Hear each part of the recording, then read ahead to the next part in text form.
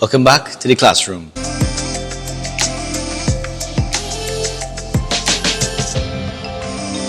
And class is in session. Hello everyone, welcome back to not the classroom but another version 2 of Dr. Adriel's interview. And today we have a really exciting interview. Right before we would have posted a video of Dr. Adriel doing a 5-day water fast, which includes basically each day 5 whole days of not eating anything. So today we're going to have a little chat with him about exactly what that entails. So fasting for 5 days, exactly what is it are you fasting from? That's a good question. Nice place to start. So a 5-day water fast typically entails that you don't consume any food at all. Okay. You're typically fasting from fats, calories, glucose, sugars, carbohydrates, and proteins as well. Okay. You're essentially aiming to get your blood sugar levels down to a very low level, get your body to convert into consuming, burning your fat, and as well getting to a point where your body starts turning into that regenerative repair, restorative state. Okay, so I could drink tea and stuff. So really what I would have had in that fast, I would have drank a lot of unsweetened tea, a lot of water. I did have some vegetable broths where I would boil like mushrooms and some herbs and vegetables and stuff like that. Strain that out and just the clear liquid alone. Clear liquid. There doesn't have much carbohydrates in it, and just have that. Yeah. So, like in my tea, for instance, if I use like a no-calorie sweetener, for instance, I would avoid that as well, because once your tongue starts tasting sugar, then you're going to create an insulin response. So and that could throw out of a fast. Just the sweet taste alone could do that? Yeah, it'll create a little insulin spike. And what it will also do, it will surge your hunger and stuff like that. So it'll make your 5-day fast really difficult. Really difficult, okay. Yeah. So I guess, as we're on the topic of difficult, in the 5-day fast, what would you say was the most difficult aspect of that, apart from not eating for 5 days? If you had to pinpoint an aspect or a day or a period that was the most difficult, what would you say? I was going to tell you hunger, but when you refine that, that's a kind of given.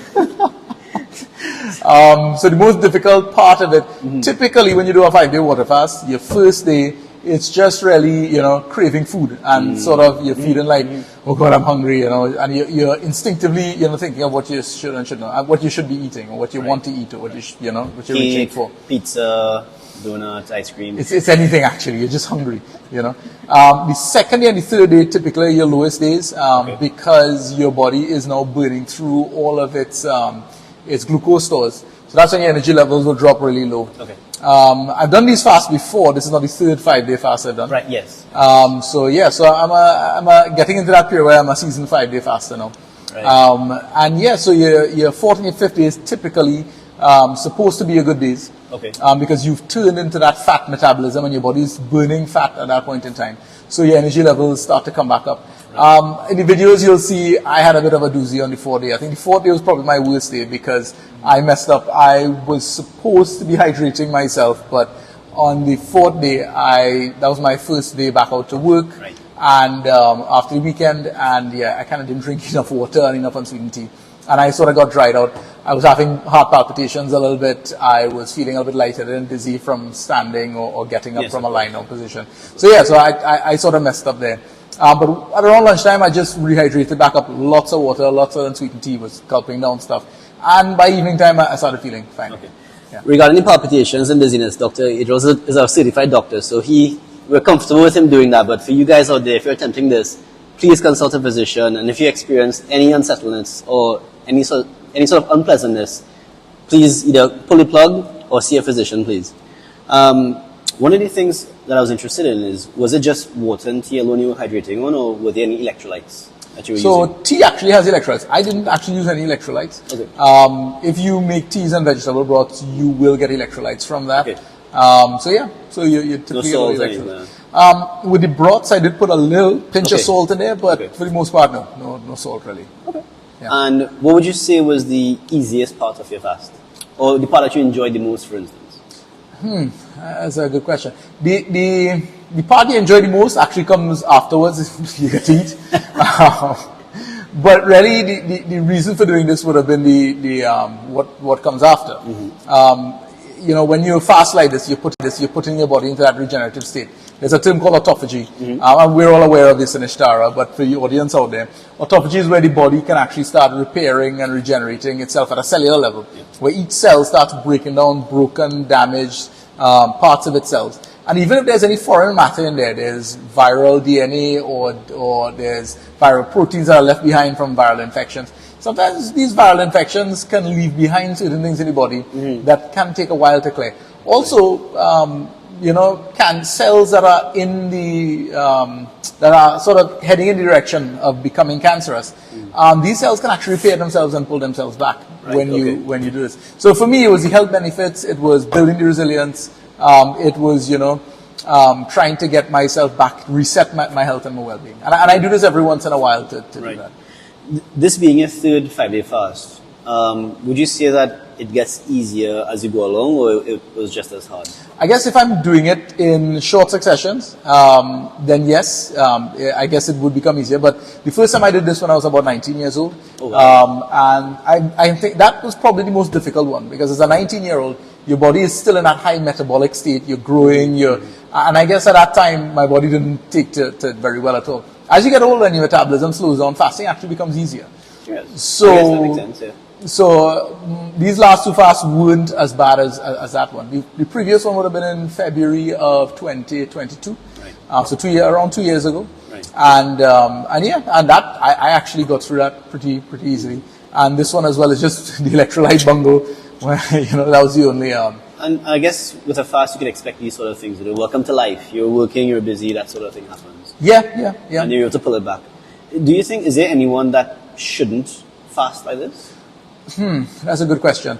If you're diabetic and you're on medications, you need to be very careful. Okay. Anybody actually attempting a 5-day fast, you should consult a physician who's sort of in sync with this sort of stuff. Yeah. A lot of doctors out there would have never even done this on their own, so they don't even know.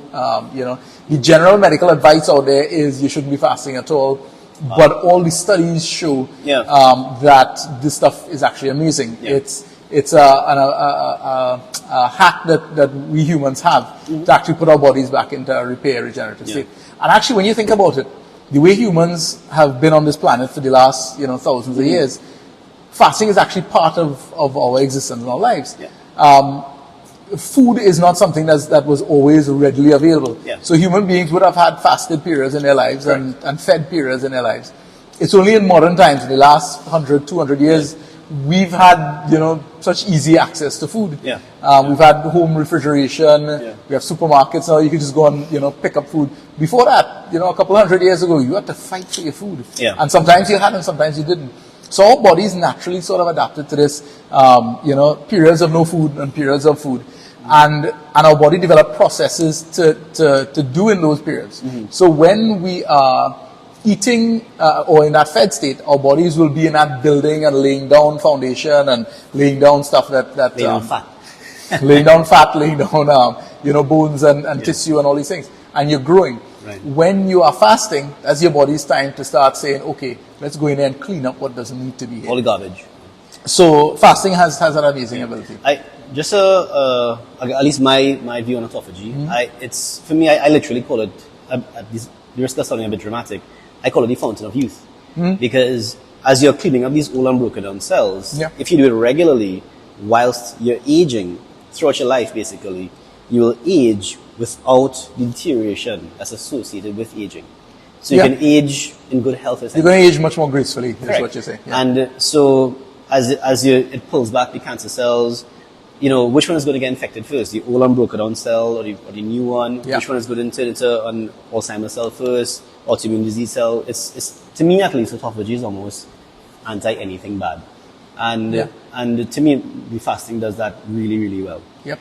Were you on any sort of supplements, or did you use anything while you were fasting? So I was using a few supplements on the first day of the fast and into the second day, but I actually stopped because what started happening is when I take these supplements, I think my stomach had nothing in it. My digestive system was slowing down and shutting down to conserve energy. And so I started becoming really nauseous when I took these supplements. Sure. So I said, well, okay, after the second day, I sort of quit the supplements and decided to take a break from that. And how did you sleep while you were fasting?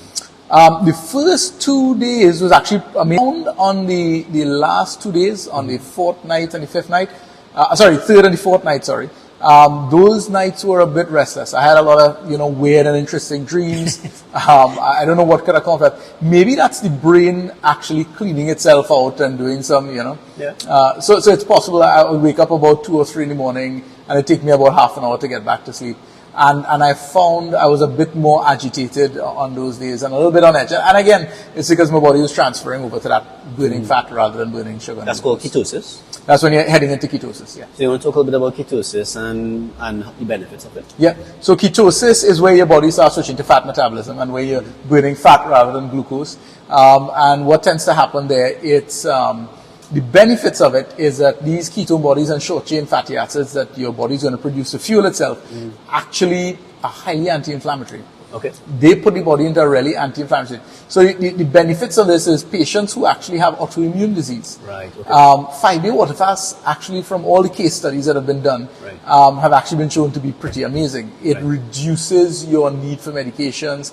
It reduces the burden of disease on the patient, reduces your symptoms. Wow. So long water fasts actually are pretty good for patients who are of autoimmune disease or trying to calm immune system issues down.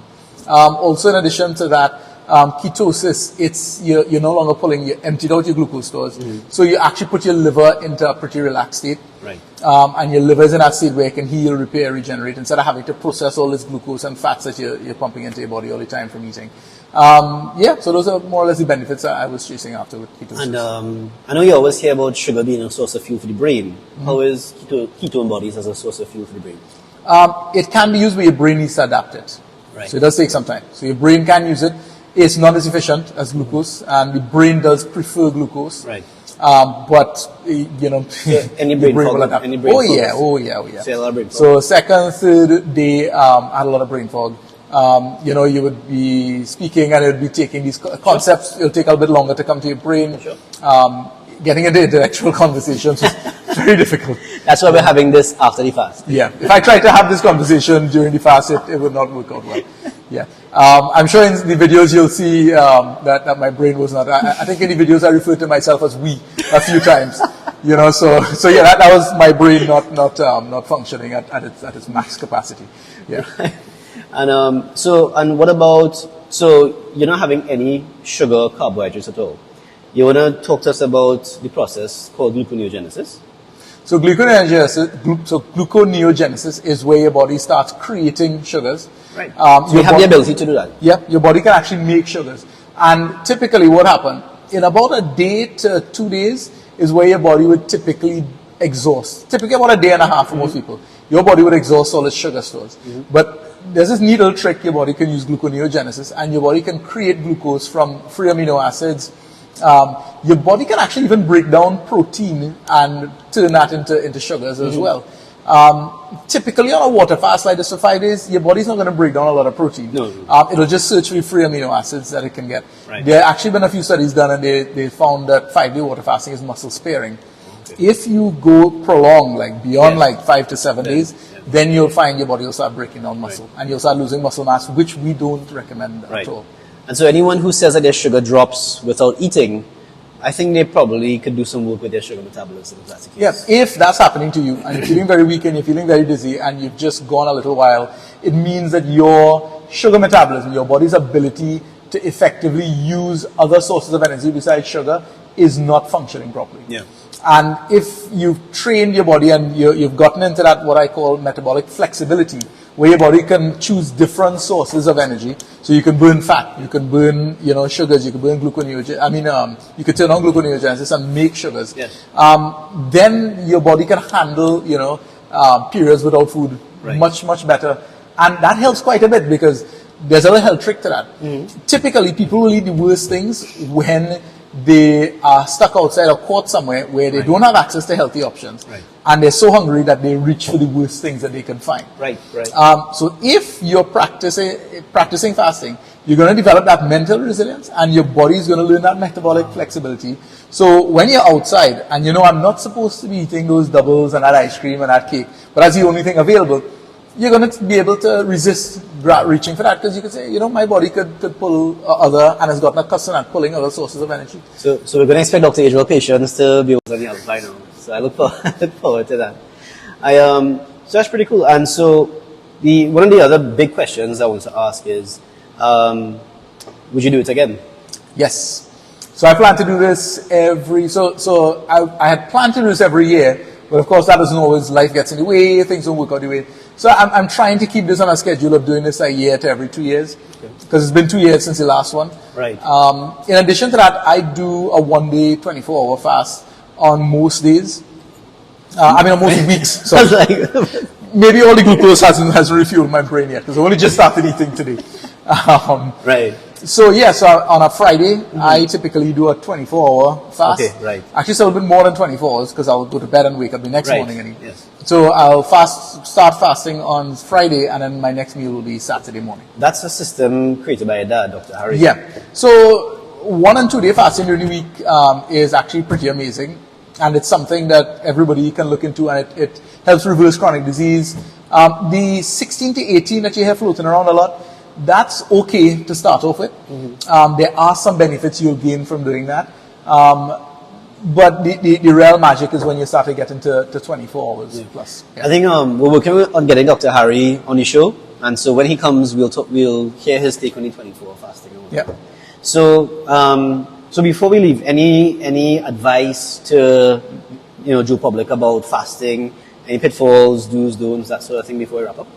Yeah. So again, an advice, if you're going to go on a long fast like this, you need to consult with your doctor. Get them to clear you, especially if you're on any sort of medications as well. That needs to be discussed with and adjusted. Also, in terms of, again, I said I plan to do this again. The benefits are clearly there.